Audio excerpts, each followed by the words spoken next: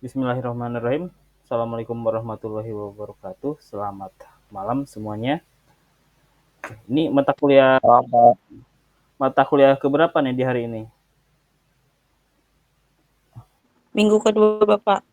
Enggak, hari ini mata kuliahnya banyak tah? Baru yang pertama, Bapak, kalau Zoom. Oh gitu. Oh, kirain hari ini. Oh, Anda kelas ini ya, kelas hari Minggu ya kalau nggak salah ya. Iya, Bapak. Oh, Setelah Bapak baru ada lagi. oh gitu. Udah santai lah kalau kayak gitu. Habis saya mata kuliah apa? Habis saya mata kuliah apa ya? Setelah saya. AMDAL. Hmm? AMDAL, Pak. Amdal. Jadi alhamdulillah ya semester ini saya kebagian mata kuliahnya yang ringan-ringan. Biasanya kan saya berat mata kuliahnya tuh. Alhamdulillah semester ini ringan-ringan semuanya. Oke, kita mulai aja pertemuan kita di semester di ini apa? K3 ini. Jadi materi kita di hari ini adalah identifikasi bahaya ya, atau kalau bahasa Inggrisnya bahaya itu namanya hazard. Hazard. Nah, ya. Jadi di si hazard hazard ya potensi bahaya di proyek itu banyak ya. Jadi eh, ya kita nggak bisa direncanakan ke depan kita berkarirnya apakah eh, on the table, apakah di belakang meja atau di lapangan ya kita nggak bisa merencanakan itu. Ya jadi seandainya pun kita di meja kerja tetap bahaya itu atau hazard atau potensi-potensi accident selalu ada ya. Ya at least kalau Anda kerjanya nanti terus-terusan di belakang meja ya mungkin bahayanya mungkin kayak wasir, ambeien itu juga kan termasuk risiko kerja gitu. Nah, ini namun pada perkuliahan ini eh, saya lebih tekankan pada potensi-potensi bahaya yang terjadi di lapangan ya. Oke. Nah, di sini ada bahaya, ada banyak ya. Pertama kita identifikasi dulu bahaya yang bisa terjadi. Oke. Lalu kita klasifikasikan bahayanya menjadi beberapa bagian ya. Sorry, klasifikasi bahaya ya. Apakah bahayanya berupa fisik, kimiawi, biologi, ergonomi atau psikososial ya. Oke. Ketiga, menerapkan metode identifikasi hazard ya. Jadi untuk mencari atau mengidentifikasi potensi bahaya yang terjadi di lapangan itu ada berbagai cara ya. Nanti kita jelaskan. Nah, setelah itu baru kita membuat daftar bahaya pada proyek konstruksi atau migas. Oke, yang pertama kita konsep dasar identifikasi bahaya dulu ya. Jadi identifikasi bahaya atau hazard dalam ruang lingkup ini adalah sumber atau situasi atau tindakan yang berpotensi menyebabkan cedera, sakit, kerusakan alat, atau gangguan lingkungan ya. Jadi si bahaya itu bahaya yang terjadi di lapangan itu tidak selalu terjadi karena situasi dan kondisi pekerjaan ya. Bisa juga si bahaya itu diakibatkan oleh tindakan ya. Tindakan dari kita atau tenaga kerja yang tidak mengindahkan faktor-faktor safety dalam bekerja. Oke. Nah, di sini tujuannya adalah mencegah kecelakaan sejak awal ya. Jangan sampai kecelakaannya jadi kita mitigasi, kita identifikasi supaya ke depan tidak terjadi kecelakaan ya karena mencegah lebih baik daripada mengobati. Oke. Kedua adalah menjadi dasar analisis risiko ya. Jadi kadang ada sesuatu proyek itu minta JSA, Job Safety Analysis ya. Job Safety Analysis. Nah, di sini Job Safety Analysis itu berupa resiko-resiko yang terjadi ketika pekerjaan itu berjalan ya. Next, yaitu membantu menyusun kontrol K3 ya. Jadi selain tadi mencegah adanya kecelakaan, juga menyusun SOP ya. Jadi cara kerja supaya menjadi sebuah perintah yang baku ya. Nah, salah satunya adalah fungsi dari identifikasi bahaya ya. Jadi fungsi lain dari identifikasi bahaya itu adalah membuat SOP ya, standar operasional prosedur kerja supaya memenuhi standar K3 ya. Nah, sekarang kita klasifikasi bahaya ya. Seperti tadi di awal kita klasifikasi bahaya ya. Ada fisik, kimia, ada biologi, ada ergonomi dan psikososial. Oke. Pertama bahaya fisik. Ya. Nah, bahaya fisik ini bisa berupa suara bising ya yang diakibatkan oleh alat berat, atau contohnya adalah hammer pile, atau ada roller vibro dan lain-lain. Nah, ini bisa menyebabkan bahaya juga. Oke.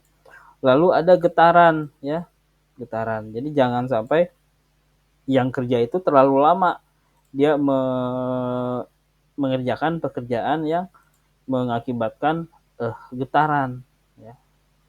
Next, ada juga bahaya radiasi. Nah, ini yang bahaya ya. Nggak kelihatan, ternyata tiba-tiba luka dalam. Nah, ini yang diakibatkan oleh radiasi ya. Ada pengelasan, ada X-ray, NDT dan lain sebagainya. Oke, next ada juga bahaya berupa suhu ekstrim ya, pekerjaan di luar ruangan. Oke, ini bisa menyebabkan bahaya juga karena suhu ekstrim itu bisa menyebabkan dehidrasi dan lain sebagainya. Nah, contohnya di sini suara ya, suara bising. Nah, di sini suara bising itu secara naluri suara dengan intensitas 85 desibel. Nah, suara itu satuannya adalah dB atau namanya desibel. Desibel. Nah, di sini ada alatnya saya lupa ya, desibel meter atau apa. Dia bisa mengukur kebisingan yang terjadi pada suatu pekerjaan. Nah, contoh kayak orang yang ngegerinda keramik ya, itu kan frekuensinya sangat tinggi, sangat berisik juga. Nah, bisa dipastikan kalau itu suaranya adalah melebihi 85 desibel ya. Nah, apabila 85 desibel ini dalam jangka lama dapat merusak pendengaran ya. Dapat merusak pendengaran. Jadi harus dikendalikan nih, jangan sampai si tenaga kerja terlalu lama berada di suara bising atau mengerjakan pekerjaan-pekerjaan yang bising. Nah, apabila lebih dari 120 desibel ya, resiko kerusakan permanen menjadi sangat tinggi ya. Ini belum terjadi kerusakan nih, tetapi potensi tuli ya sangat tinggi apabila suara yang terjadi di suatu job site, di suatu situasi pekerjaan lebih dari 120 desibel. Oke. Lalu apabila suara yang terjadinya melebihi 140 desibel, nah maka ini secara langsung bisa mengakibatkan kerusakan telinga ya dan menyebabkan nyeri hebat ya. Nah, ini suara 140 desibel ini mungkin seperti suara ledakan ya. Ledakan. Jadi kalau Anda kerja di job site di lapangan, ternyata dia ada pekerjaan blasting. Blasting. Blasting. Nah, blasting. Blasting. Anda harus pastikan keberadaan Anda ini jauh dari lokasi blasting. Nah, blasting ini adalah ledakan ya. ledakan misalkan gunung atau tebing ya, ledakan menggunakan TNT ya. Jadi kita harus bisa memastikan bahwa tidak ada tenaga kerja yang berada di lingkungan yang terakibat oleh pekerjaan blasting, karena selain dari serpihan-serpihan material ya, suara yang diakibatkan oleh pekerjaan blasting juga dia akan sangat berbahaya ya. Blasting ini adalah pekerjaan ledakan, misalkan ledakan bukit.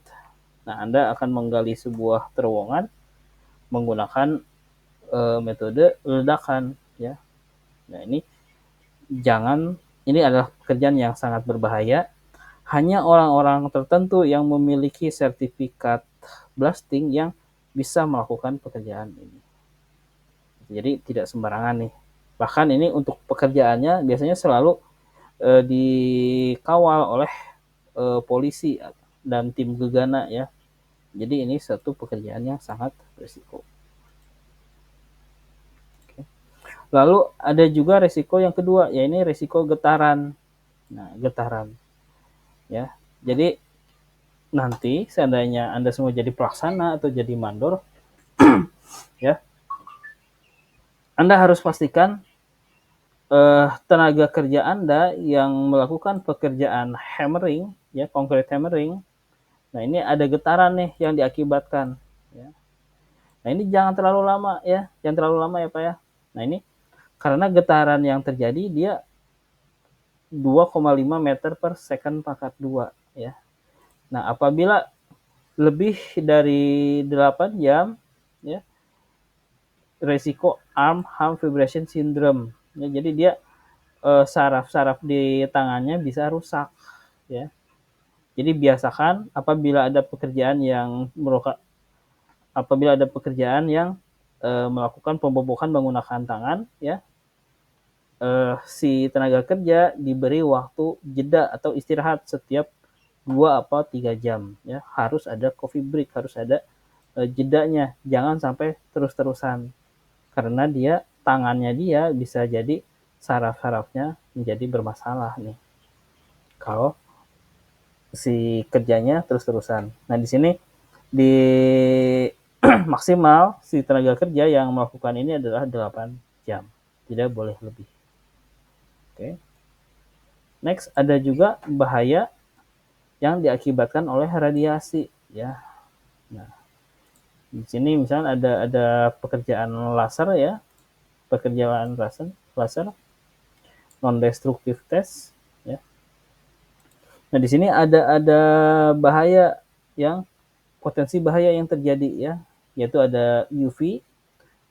UV itu adalah ultrasonic velocity kalau nggak salah. Ada IR, infrared, ada visible light ya. Nah, ini bahayanya ada pada mata dan kulit. Ini terjadi pada pekerjaan pengelasan ya. Makanya untuk pekerjaan las, welding ya, si tenaga kerja diwajibkan memakai helm las ya. Yang helm las yang ada kacamata warna hitam. Nah, dia wajib menggunakan itu. Cuman kadang-kadang ada juga tenaga kerja yang nakal, dia cukup menggunakan kacamata biasa yang penting agak-agak hitam gitu ya. Nah, itu enggak safety ya, karena dia peruntukannya adalah cuma anti UV, bukan anti radiasi dari pekerjaan ngelas. Ya, karena di las itu dia akan terjadi percikan api yang frekuensinya sangat tinggi ya. Maka diwajibkan setiap pengelasan itu dia menggunakan helm. Ya, helmnya ada helm las. Sorry, bukan helm las tapi topeng las ya. Topeng las. Ya, diwajibkan menggunakan topeng las. Oke. Nah, lalu ada X-ray NDT. Nah, ini saya juga kurang paham. Mungkin ada pekerjaan yang rongsen ya untuk memeriksa kebocoran dari pipa. Ya. Nah, ini radiasinya bahaya nih ya, radiasinya sampai ke organ dalam ya. bahkan bisa mengakibatkan kanker secara jangka panjang. Ya. Ini mungkin kayak rongsen ya, rongsen dia kan menggunakan X-ray ya. Nah, kalau terlalu sering kita berhubungan dengan pekerjaan itu, ya tolong dihindari. Oke, next ada juga suhu ekstrim di luar ruangan ya, karena kerjaan proyek itu kan kerjaan yang sangat berat ya. Nah, ini suhu ekstrim itu tidak bisa dihindari, pasti ada ya. Nah, karena dia akan mengakibatkan stres atau hipotermia. Jadi hipotermia itu nggak cuma karena kedinginan, tapi karena suhu yang tinggi juga bisa mengakibatkan hipotermia. Ya. Suhu ekstrim di migas lebih kompleks, mencakup heat expose langsung dan resiko kebakaran atau ledakan. Nah, makanya dari suatu pekerjaan fisik ya, biasanya kalau di kerjaan-kerjaan yang sifatnya migas ya, biasanya dia suka ada shelter ya. Contoh contoh ini adalah sebuah job site ya. Nah, ini adalah pagar-pagarnya. Nah, ini adalah pagarnya, ini adalah pintunya, ini adalah proyeknya ya. Ini adalah lokasi proyek. Nah, kalau kerjaan-kerjaan yang migas diwajibkan dibuat shelter, yaitu tempat kayak area teduh ya, biasanya di pojokan. Nah, di sini di luar site office, di luar direksi kit harus ada shelter atau kayak gazebo atau saung ya.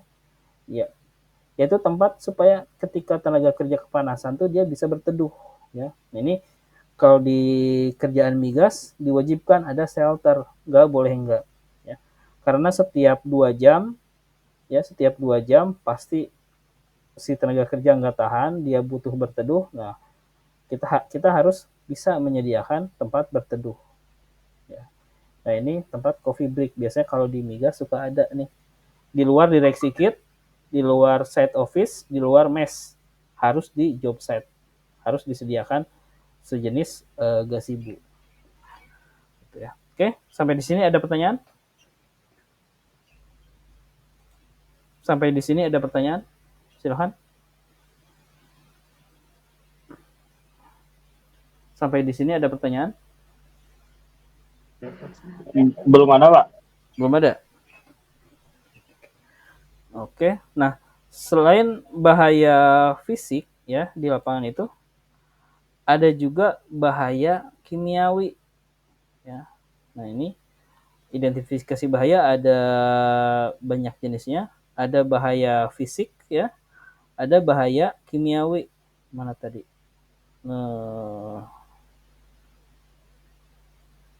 Ya, ada bahaya kimiawi ya. Nah, ini klasifikasi bahaya kimiawi. Oke, yang pertama adalah dari semen ya, semen atau asbes. Nah, semen sama asbes itu masih saudaraan ya. Nah, asbes sama semen itu masih saudaraan karena asbes bahan dasarnya semen-semen juga, tapi dia menggunakan fiber kalau nggak salah. Nah, di sini untuk bahaya kimiawi yang diakibatkan oleh semen atau asbes itu lebih dekat ke paru-paru ya. Nah, ini bahaya yang terjadi diantaranya adalah satu, ada iritasi saluran pernapasan ya. Jadi kalau Anda bekerja di tempat yang berhubungan dengan semen ya, maka resiko terkena iritasi saluran pernapasan ini sangat tinggi. Atau kita sebut dengan ISPA ya. ISPA, infeksi saluran pernapasan. Ini sangat tinggi resikonya karena asbes dan semen itu merupakan penyebab utama dari ISPA ya. Disarankan penggunaan masker, terus tuh setiap berapa jam sekali keluar dari area kerja untuk istirahat dan lain sebagainya. Lalu ada juga iritasi kulit dan mata ya. Nah, kontak langsung pada semen dan si asbes ya terutama dia akan mengakibatkan gatal dan luka bakar ringan ya, karena semen yang bersifat alkali kuat ya. Meskipun kalau dalam jangka pendek kok nggak apa-apa ya, tapi kalau keseringan ya si semen bisa mengakibatkan gatal, luka bakar karena semen ini bersifat alkali kuat ya. Jadi kadang si kulit kita akan cepat hitam dan cepat kering kalau terlalu sering bersentuhan dengan semen. Oke. Lalu ada juga resiko lain yaitu pneumoconiosis ya, penumpukan debu di paru-paru ya. Nah, ini efek dari turunan dari iritasi saluran pernapasan ya. Nantinya mengakibatkan pneumoconiosis ya. Ya, jadi penumpukan debu di paru-paru. Jadi si paru-parunya bertumpuk debu ya. Udah mah perokok ditambah kerja di bidang semen ya. Udah mah paru-parunya kebakar terus penuh debu. Udah ya. Jadi banyak-banyak ibadah. Oke, lalu pada sebagian orang juga semen bisa menyebabkan alergi. Ya. Oke, next. Nah, ini yang paling bahaya ya. Jadi asbes itu ya, kalau ini ada semen yang di atasnya, nah ini yang di bawahnya adalah bahaya dari asbes ya. Asbes itu bisa menyebabkan penyakit paru-paru akibat asbes atau kita sebut dengan asbestosis ya. Asbestosis. Jadi irit boleh irit ya, murah boleh murah, tapi tolong dihindari penggunaan asbes untuk pekerjaan rumah ya. Kecuali kalau mau bikin kandang ayam atau kandang kambing, oke lah nggak apa-apa pakai asbes. Tapi kalau untuk rumah ya tolong dihindari menggunakan asbes. Lalu next ada pula mesotelioma. Ini adalah penyakit kanker langka akibat oleh asbes juga. Oke, lalu kanker paru-paru jelas. Nah ini ya, udah mah perokok, terpapar asbes, ya udah ya wassalam. Oke, nah ini adalah bahaya yang bisa diakibatkan oleh debu, semen, dan asbes. Next, di sini ada juga bahaya kimia yang diakibatkan oleh uap cat dan thinner ya. Nah ini kadang kalau jarang-jarang kita ngehirup uap dari thinner tuh kok kayak enak gitu, tapi ternyata kalau terlalu lama menyebabkan penyakit juga ya. Ada ispa juga, ada iritasi mata kulit, pusing, mual, sakit kepala, lalu ada keracunan ya, lalu ada ispa, lalu efek sistem saraf pusat, jadi sarafnya bisa kena nih, hati-hati ya. Lalu ada kerusakan organ, neurotoksik, ya ini berhubungan dengan ototnya cepat lemas. Lalu ada karsinogenik ya, nah yang nantinya mengakibatkan kanker. Nah lalu bahaya kimia lain yang bisa terjadi di lapangan adalah bahaya akibat gas beracun ya. Nah kalau Anda kerja di bidangnya kayak di proyek-proyek Pertamina ya, ini siap-siap menghadapi bahaya-bahaya yang diakibatkan oleh gas beracun. Ada CO, karbon dioksida, ada H2S, sulfur ya.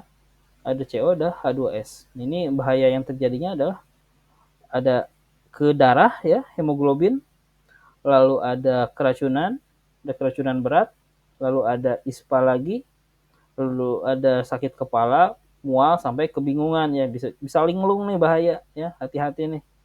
Kebanyakan ngirup H2S bisa mabok ya. Salah satunya adalah kebingungan. Oke, next. Lalu ada juga paralisis sistem pernapasan ya, jadi menyebabkan dia hilang kesadaran nih ya. Jadi kalau mau mabok nggak usah mahal-mahal beli sabu-sabu, kerja aja di sekitar Pertamina ya, cari H2S-nya. Nah, nanti lama-lama juga nggak sadar. Oke. Lalu secara jangka panjang dapat menimbulkan masalah kronis dan kerusakan saraf. Oke, next. Ada bahaya kimia yang sifatnya korosif nih, asam ya. Nah, ini kalau misalkan kita banyak bekerja pada bidang yang misalkan banyak cairan H2SO4 nih atau air aki. Ya, jadi hati-hati. Di sini ada bahaya iritasi kulit, ada ISPA, lalu ada jaringan pencernaan ya, tenggorokan, kerongkongan, lambung, lalu ada luka bakar, lalu ada iritasi saluran pernafasan, ISPA juga. Nah, lalu bisa ada kalau tertelan ya si H2SO4-nya merusak mulut, tenggorokan, lambung, bahkan menyebabkan perforasi organ, ya, bisa langsung hancur si organ tubuhnya. Sementara efek jangka panjangnya adalah menyebabkan dermatis atau jaringan parut. Ya. Nah, ini adalah resiko-resiko kimiawi yang mungkin aja ada di lingkungan kerja kita nantinya. Ya. Nah, ini ada debu, ada uap, ada gas beracun, ada bahan kimia korosif. Jadi ini harus bisa kita identifikasi area-area mana yang berpotensi bahaya-bahaya yang tertulis di sini ya. Nah, ini adalah bahaya-bahaya kimiawi. Oke, ada pertanyaan? Izin tanya Pak tentang debu semen. Iya, silahkan. Itu berarti semennya langsung yang semennya apa gimana itu Pak? Iya, semennya Pak. Semennya. Ya, jadi kalau terlalu lama, ini dah bahaya-bahaya yang bisa diakibatkan. Makanya kalau kerja di kayak ngecor atau apa gitu ya, yang berdebu, ya sering-seringlah cuci tangan dan minum, ya, gitu. Makanya orang yang kerja di pabrik semen, tes yang paling penting itu adalah tes paru-paru ya. Dia selalu diadakan medical check up ya, medical check up apalagi paru-paru ya. Nah, setiap mungkin minimal biasanya sih saya 6 bulan sekali ya ada tes medical check up ya, mengetes kondisi paru-paru kita. Nah, apabila potensi ISPA ya langsung dievakuasi kayak gitu. Oke, ada lagi pertanyaan? Bapak izin bertanya. Iya, silahkan. Selain penggunaan APD, ada nggak metode lain untuk mengurangi paparan si debu semennya itu sendiri, Pak? Ya, di sini kan fungsi kita mengidentifikasi ya potensi-potensi bahaya yang bisa terjadi. Sementara bahaya yang terjadi itu tidak bisa kita hindari ya, pasti ada. Cuman hal yang bisa kita mitigasi adalah bagaimana cara meminimalisir resiko-risiko yang terjadi. Nah, di sini tadi saya jelaskan ya, karena kalau si semen ini kan dia lebih banyak di paru-paru ya. Lebih banyak di paru-paru. Ya, makanya kalau memang sedari awal paru-parunya kurang bagus ya, sebaiknya hindarilah kerja-kerja yang berhubungan dengan semen. Gitu. Nah, tentunya di lapangan banyak hal yang bisa kita kerjakan ya, yang bisa kita lakukan. Salah satunya ya penggunaan masker, penggunaan kacamata, lalu makan makanan bergizi, terus tuh banyakin makan sayur dan lain sebagainya. Ya, cuman yang bisa kita kerjakan di lapangan yaitu ya tadi ya penggunaan APD, lalu kita harus secara gradual jangan terlalu lama kena paparan semen, ya. Harus apa ya, keluar dulu dari area. Kayak tadi nih saya jelaskan di sini, selalu ada shelter nih kalau kerjaan-kerjaan si migas nih. Kita kerja di sini misalkan dari jam 8 gitu ya sampai jam 10, udah nggak kuat nih, ya ngungsi dulu di sini, ya minum es teh dulu, udah es teh udah ada agak segar sedikit, jam 11 baru kerja lagi. Biasanya kayak gitu Pak. Ada lagi pertanyaan? Perihal semen kalau udah jadi plester aci aman berarti ya Pak? Kalau udah nempel, udah keras, ya kalau emang beracun ya mungkin kita semua juga udah kena ispa semuanya nih. Rumah kita pakai semen semuanya. Gitu. Ya, tapi kan selain semen, selain udah di aci juga kan ada di pelamir lagi, ya kena cat. Ya itu salah satu mitigasi supaya meminimalisir bahaya semen. Tapi secara umum sih semen nggak terlalu ini sih ya. Karena saya kerja di bidang itu juga, jadi semen itu memang bahaya, tapi yang saya lihat sih nggak sebahaya nggak sebahaya si asbes. Ya, gitu. Yang bahaya mungkin kayak asbes, terus tuh ya fiber itu lumayan. Gitu. Oke, ada lagi?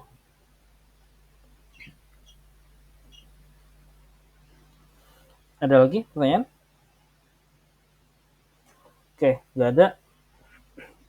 Nah, selain tadi ada bahaya kimiawi, ada juga bahaya biologi ya, yaitu ada jamur pada area lembab, lalu ada gigitan hewan, serangga di lokasi proyek, ya.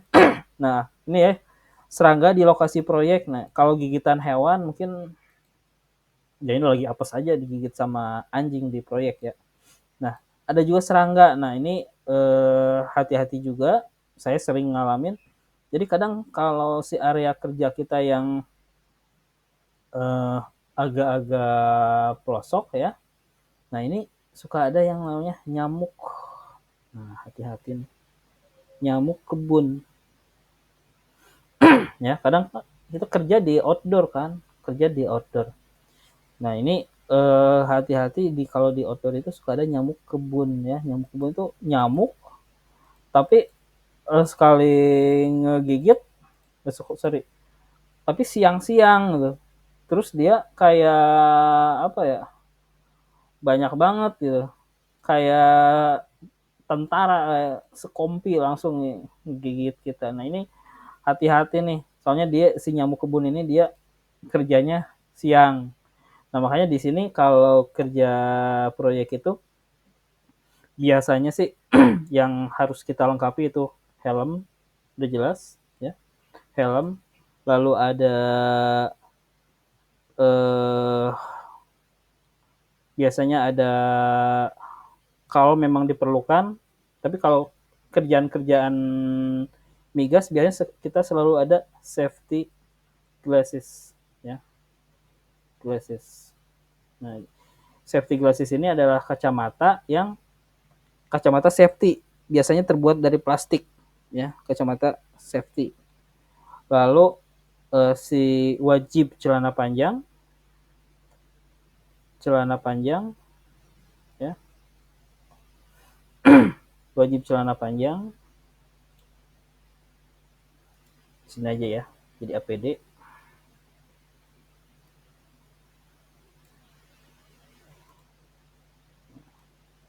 Wajib celana panjang. Lalu wajib baju yang bereflektor.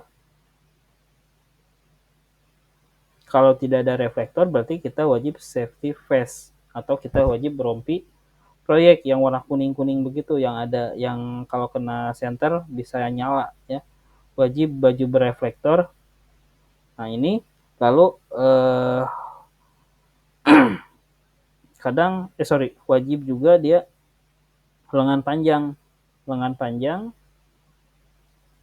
lengan panjang atau manset. Oke. Kalau safety shoes sudah jelas.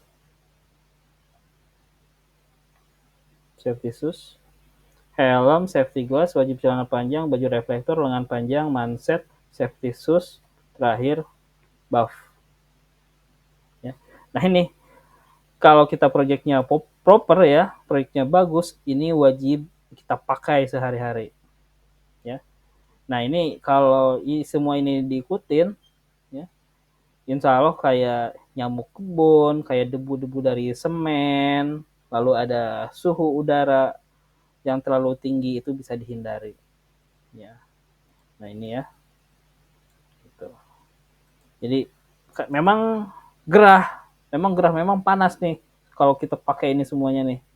Nah tapi di job site, nah kadang ada yang namanya shelter. Di shelter inilah waktunya kita buat rest, kita lepaskan APD kita, istirahat sedikit sebelum kita melakukan aktivitas, sebelum kita melanjutkan aktivitas. Jadi biasanya setiap 2 jam sekali, misalkan mulai kerja jam 8 ya. Oke, setiap jam 10-nya berarti rest di shelter. Ya, setelah 10 menit, setelah 15 menit jalan lagi ke site lagi. Jam 12 istirahat lagi. Ya, jam 1 kerja, jam 3 rest lagi di sini. Nah, ini ya. Jadi kalau proyeknya proper, biasanya hal-hal ini harus ada ya, harus jadi kebiasaan sehari-hari. Tetapi kalau memang diperlukan ada juga tambahan. Misalkan ini ya. Nah, ini si Om ini kerjanya di area beracun ya, maka dia wajib mengenakan ini ya, masker untuk kimia. Nah, ini ada oksigennya juga ya. Tidak lain dan tidak bukan untuk melindungi dirinya sendiri. Atau misalnya dia kerjaannya di tempat ketinggian, maka dia wajib menggunakan body harness. Ya, jadi si badannya di kayak ada apa ya? Kayak ada kostum tambahan, lalu ada pengait-pengaitnya. Jadi ketika ada kerjaan di ketinggian, bisa si bajunya bisa dikaitkan ke cantolan di pekerjaan. Jadi dia nggak jatuh. Oke. Nah ini adalah bahaya biologi yang bisa terjadi. Next, ada juga bahaya ergonomi, ya, bahaya ergonomi. Nah kita harus bisa merencanakan, kita harus bisa mengidentifikasi, ya, bahaya-bahaya yang mengakibatkan ini apa namanya perubahan bentuk tubuh, ya. Jangan sampai si tenaga kerja itu kerja tapi posisi kerjanya sambil jongkok, ya. Itu tidak diperbolehkan, ya. Yang diperbolehkan adalah kerja kalau tidak sambil duduk berarti harus sambil berdiri, ya. Lalu kita juga harus bisa mengidentifikasi postur kerja salah, ya. Membengkok ke pinggir atau membungkuk terlalu lama itu tidak diperbolehkan. Oke, lalu bahaya repetitive movement, kerjaan finishing manual, ya. Jadi kerjaannya kayak ngamplas nih, orang ngamplas terus kan, ada limitasinya juga ya. Nah kerjaan begini bisa berakibat fatal juga terhadap kesehatan, ya. Bisa jadi dia tangannya yang pegal atau apa yang nantinya malah terlalu menjadi kelelahan. Ini ada bahaya ergonomi yang bisa terjadi. Next, ada juga bahasa psikososial, ya. Nah, ini yang apa ya? Lebih ke psikologi ya. Nah, jadi mentang-mentang kita jadi pelaksana, ya, kita bisa seenaknya sama tukang, kita terlalu galak sama tukang dan lain sebagainya, ya, kita terlalu arogan. Nah ini ya, ini bahaya ini ya, jangan sampai terjadi. Target tetap target, schedule tetap schedule, tapi bagaimana kita memberikan penekanan kepada tenaga kerja itu tidak boleh berlebihan, ya, karena ada pasalnya Pak, pasalnya yang kayak minggu lalu saya share ya, kita tidak boleh terlalu menekan kita tidak boleh terlalu arogan mengejar progres ya, dan mengesampingkan faktor-faktor safety ya. Itu ada undang-undangnya ya, jangan terlalu galak nih nanti kalau udah jadi pelaksana ya. Nyuruh tukang sih nyuruh tukang, tapi biasa-biasa aja, jangan sampai nunjuk-nunjuk, jangan sampai lempar sepatu, jangan sampai lempar sendok semen gitu ya. Jadi biasa aja, jangan terlalu galak. Oke, next ada juga shift kerja yang panjang ya.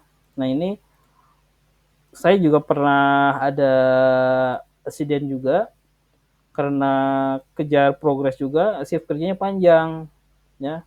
Kita baru selesai jam 12 malam. Udah jam 12 malam kirain si tukang pada tidur, kirain pada istirahat, ternyata pada mancing. Pada mancing. Jam setengah 4 pada pulang ke mes. Besoknya di lapangan malah ada yang pingsan ya. Ujungnya satu proyek di stop kerjaannya karena ada yang pingsan kelelahan gitu ya. Nah, itu jadi shift kerja kita juga harus kita atur, kita harus bisa memaksimalkan pekerjaan ya. Pekerjaan selesai tapi tenaga kerja happy, bos happy, kita happy, target tercapai. Itu ya yang kita harapkan. Next, lalu konflik antar pekerja, stres di lapangan. Nah ini biasanya sih antara orang ME sama orang sipil suka berantem ya. Gua mau pasang pipa, ternyata udah di tembok. Ya. Ini mau masang kabel, tapi udah keburu di plafon dan lain sebagainya. Ini konflik antar pekerja ini selalu ada, nggak bisa dihindari. Bagaimana bagus-bagusnya kita aja menjadi penengah di lapangan, ya. Nah ini bahaya-bahaya yang bisa terjadi nih. Ada ergonomi, ada psikososial, ada biologi, kimia dan lain sebagainya. Oke. Nah di sini ada juga nih cara identifikasinya kayak gimana, ya. Cara identifikasinya kayak gimana, ya. Nah pertama ada walk through survey, ya. Jadi inspeksi lapangan secara menyeluruh. Nah yang supaya dia lebih terkoordinir, nah biasanya misalkan dulu saya ada pekerjaan PLTU di sekitar Nusa Tenggara Timur ya. Ini set office-nya PP, ini ada BBS, ini ada tempat saya kerja, ini ada akset, ini ada total ya. Nah, setiap hari ya, setiap seminggu sekali, nah safety officer itu ngumpul di sini semuanya, safety officer. Lalu kita melakukan survei bersama nih. Kita main ke site-nya si Total, kita main ke site-nya si Akset, kita main ke site-nya si PBS, kita main ke site-nya si Saipem, jalan-jalan. Oh, di sini nemuin ini nih. Oh, di sini nemuin itu, di sini nemuin ini. Oke, dirangkum di sini. Oke, gitu. Setelah dirangkum, kita buat laporan. Oh, temuannya ini. Nah, lahirlah SOP baru. Ya. Ini walk through survey ya. Jadi kita harus survei rame-rame nih. Ya. Oke. Nah, ini tim ketiga mengamati kondisi kerja, peralatan dan aktivitas. Lalu mengecek scaffolding, kabel listrik, pekerja yang nggak pakai APD dicatat semuanya nih. Nah, kalau emang ngeyel, biasanya ya 1 kali SP, 1 kali surat peringatan, 2 kali surat peringatan, hari ketiga tendang, nggak boleh masuk lagi. Next, nah ini salah satu contoh aktivitas walkthrough survey ya. Jadi dicek nih si pipa-pipa ada yang bocor apa enggak, kabel ada yang terkelupas apa enggak ya. Semuanya harus dicek. Yang kedua ada hazard identification ya. Workshop sistematis. Nah, jadi pada setiap mungkin 1 bulan sekali diadakan workshop ya. Nah, diadakan kayak tutorial atau apa ya namanya. Ya kayak kelas lah. Di refresh ya. Ada refreshment. Jadi setiap pelaksana lalu safety officer dikumpulin di site office lalu diberikan pengarahan mengenai safety dalam pekerjaan. Oke. Nah, yang ketiga ada hazard checklist ya. Hazard checklist di sini APD-nya udah lengkap belum? Jalur evakuasinya ada apa enggak? Alatnya diinspeksi apa enggak? Ada QC-nya apa enggak? Nah, ini ada checklist-nya ya. Salah satu checklist-nya kayak gini. Nah, ini adalah salah satu checklist-nya nih. Oh, ini lantainya ternyata licin. Bla bla bla. Oke, ini ada checklist-nya nih. Ya. Nah, oke, lalu ada kabelnya ternyata terkelupas. Nah, di checklist di sini. Ya, jadi ini menjadi data awal nih. Dia menjadi langkah mitigasi nih supaya si presiden tidak terjadi. Lalu apabila terjadi di lapangan insiden nih tidak diharapkan. Nah, setiap orang tuh diusahakan memegang kayak kartu nih ya, safety observation card. Nah, contohnya di sini nih. Ya, nah siapa ini namanya? Pipin, Sutik. Oh, saya melihat ada kuntilanak kelayutan nggak pakai body harness nih. Nah, dilakukan catatan nih, lalu ditempel, lalu laporkan, oh tanggal sekian saya melihat si kuntilanak kelayutan nggak pakai body harness nih, takutnya jatuh, kayak gitu. Nah, maka dicatat nih dalam kertas safety observation card. Begitu mungkin. Oke, ada pertanyaan? Sampai sini ada pertanyaan?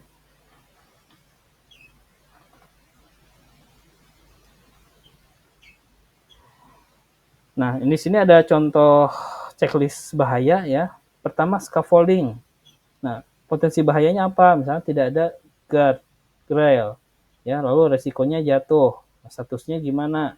Sudah dikerjakan, sudah diperbaiki apa belum? Oh, belum. Tindakan corrective actionnya seperti apa supaya tidak terjadi kecelakaan? Oh, pasang guardrail dan safety net supaya tidak ada orang yang masuk. Next, oh si alat berat keren. Oh, sebenarnya si operatornya alatnya sudah ada di lokasi, tapi si operatornya nggak punya CEO, ya, nggak punya CEO. Ya udah, kita si kerennya nggak boleh beroperasi nih, harus parkir, ya. Tunggu operator lain yang sudah bersertifikat buat datang buat melanjutkan pekerjaan. Oke. Next, ada pekerjaan hot work nih, pengelasan. Nah, dia tidak ada tabir api, ya, tidak ada tabir api itu kayak fire blanket ya, kayak selimut api nih. Kalau terjadi kebakaran, kasih selimut. Oh, ternyata nggak ada nih, potensinya kebakaran. Nah, maka gunakan fire blanket dan disediakan apar. Oke. Lalu semen. Nah, semen ini ternyata debu. Semennya nggak ditutup nih, debunya kemana-mana. Anginnya tinggi. Resikonya apa? Resikonya ada ISPA nih buat tenaga kerja. Statusnya gimana? Sebagian sudah ditutup, sebagian enggak. Langkah korektifnya apa? Gunakan masker N95. Berarti tenaga kerja yang ada di area semen harus menggunakan masker N95.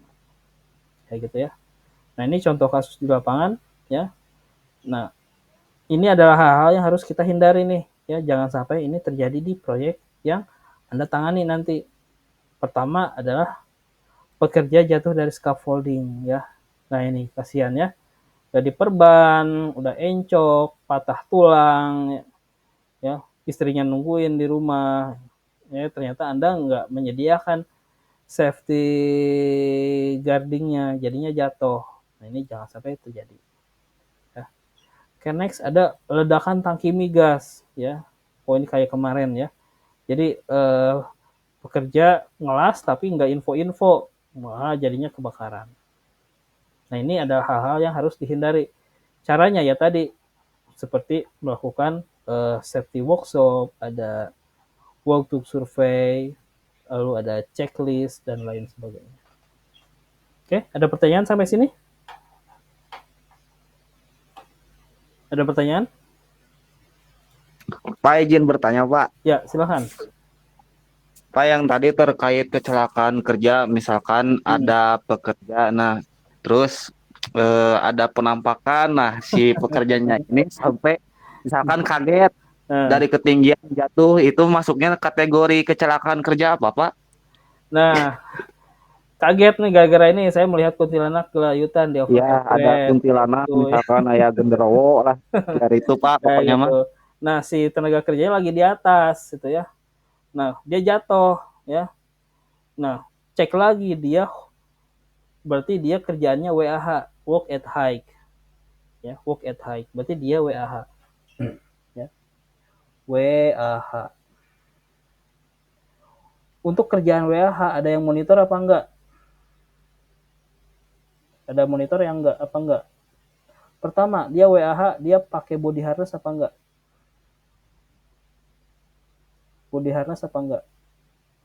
Ya. Nah, ini makanya setiap kerja itu harus ada izinnya, Pak. Ya. Misalkan dia ada WAH, work at height, ya. Dia ada di atas. Harus ada orang di bawah yang memonitor dia kerjaannya safety apa enggak, ya.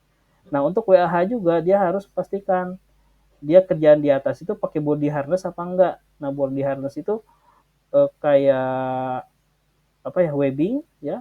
Ini kaki, kaki, kaki, webbing ya. Ini pinggang, pinggang, webbing, webbing.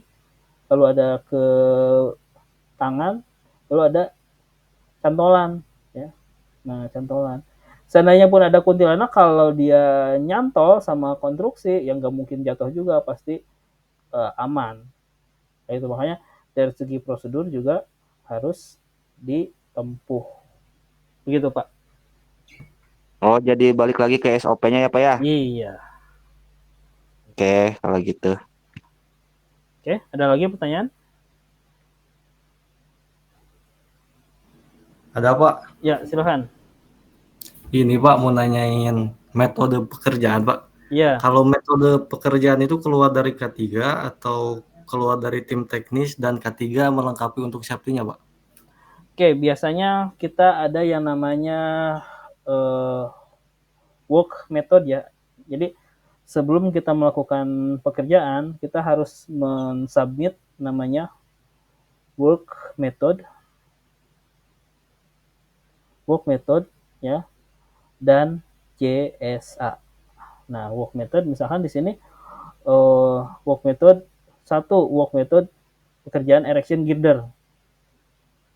Erection girder. Nah, work methodnya seperti apa? Anda buat gambarnya. Oh, ini ada kren. Ini ada kren ya. Ini diangkat, ini girdernya. Ini kerennya ada dua nih, tandem. Kren, kren. Nah, ini resikonya apa? Resiko berarti resikonya kren guling. Kren guling. Mitigasinya apa? Cek load chart.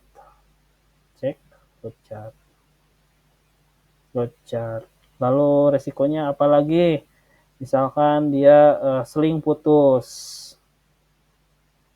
Seling putus ya. Mitigasinya apa? Misalkan QC atau QC pass seling ya. QC pass seling.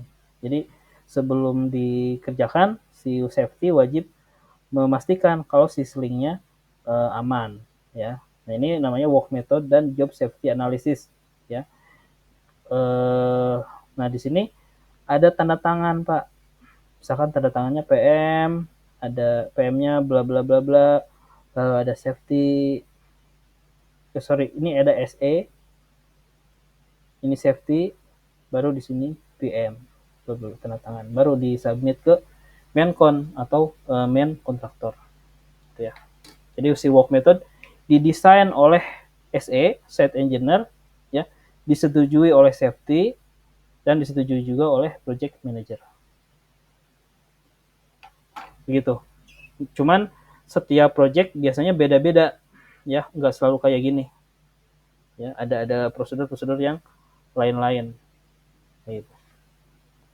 Oke, ada lagi pertanyaan?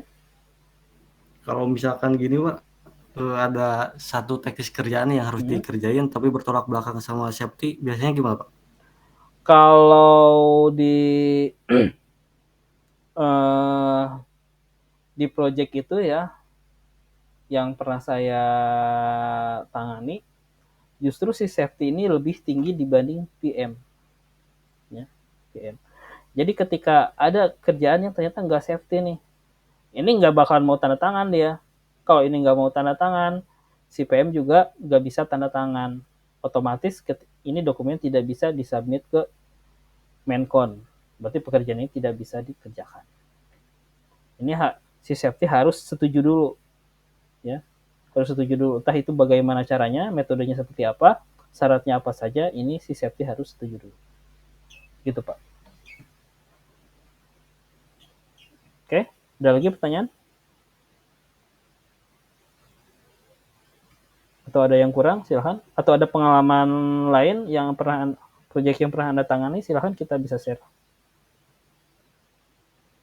Paling ini izin curhat aja Pak. Ya. Kan mungkin ada beberapa teman yang bekerja di konsultan Pak. Iya. Mengawal. Iya. Kadang pekerjanya yang susah Pak, disuruh pakai APD. Biar kita gimana ya bilangnya Pak, biar sama-sama enak gitu Pak, biar gak terlalu galak, ngaruh ke tadi psikologis. Ya harus bisa Pak. Harus bisa Pak, harus bisa ya. Cuman kan si safety itu kan kadang awalnya kan kayak kita sholat ya. Awalnya kita terpaksa nih. Ya kita terpaksa karena diomelin sama ibu kita kalau kita nggak sholat. Tapi kan lama-lama jadi terbiasa. Kalau sudah terbiasa kan kita merasa kalau nggak pakai ini kok merasa ada yang kurang. Gitu Pak. Cuman kan kita kepentok lagi ini ya, kita nggak boleh arogan ya. Nggak boleh arogan. Ya suka Nggak boleh arogan ya. Tadi kan ada mana tah? Nggak boleh arogan ya. Nah, tekanan kerja berlebihan itu. Tapi kalau tekanan kerja demi keselamatan si tenaga kerja, ya saya rasa nggak ada masalah. Gitu. Gitu Pak. Siap Pak. Makasih Pak. Oke.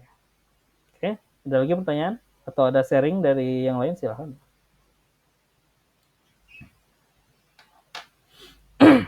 Nggak ada? Oke, kalau memang tidak ada pertanyaan, ya untuk hari ini saya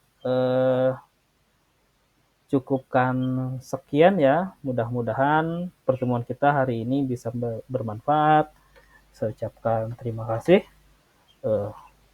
Sebentar saya stop share, saya harus screenshot.